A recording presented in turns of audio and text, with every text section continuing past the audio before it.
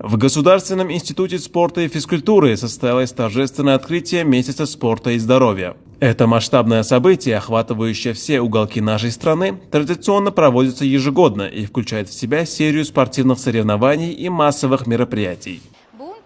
Güneşli ülkemiz Türkmenistan bütün dünyada harakatçılığı wagt edici, dost soğanlığı söýüji ýurt hökmünde bütün dünyada tanalýar. Bu zatlaryň sakasynda bolsa, milli liderimiziň başlanmaşdan we hormatly prezidentimiziň üstünlükli dowam etdirýän daşary siýasat strategiýasy durýar. Ine bilşimiz ýaly aprel aýy sagdynlygyň we ruhberentligiň aýy bolan aprel aýyna ýurdumyzda şol sany biziň Türkmen Döwlet Beden Terbiýe Sport Institutymyzda hem bir näçe dabaraly çäreler sport yarışlar geçirilýär. Ine häzirki wagtda hem biziň institutumyzda saglyk aýy münasibet, aprel aýy saglyk aýy münasibetli garaşly baky bir tarap Türkmenistan halkara hyzmatdaşlygyň we sagdynlygyň ýurda atly sergisi almamal maslahaty şol sany bir näçe giň gerimde sport yarışlar geçirilip dur.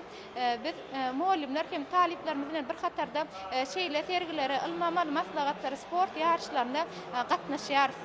Hiç fırsatdan peýdalanyp bütün dünya saglyk güni bilen sport aýy bilen ähli türkmen halkymyzy gahrman arkadagly gahrman serdarymyzy tüýs ýüreginden gutlaýar.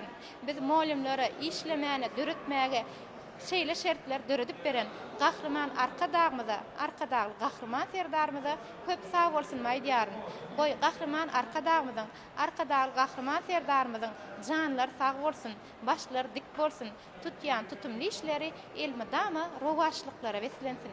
Праздничная программа началась уже в фойе вуза. Для гостей была организована выставка, на которой продемонстрировали достижения студентов и новейшие спортивные технологии, внедряемые в тренировочный процесс. В мероприятии приняли участие все вузы страны. Кульминацией дня стала официальная церемония открытия. Праздничную атмосферу создали яркие музыкально-танцевальные номера. Пусть этот месяц станет для каждого отправной точкой к новым личным рекордам и осознанному отношению к собственному организму.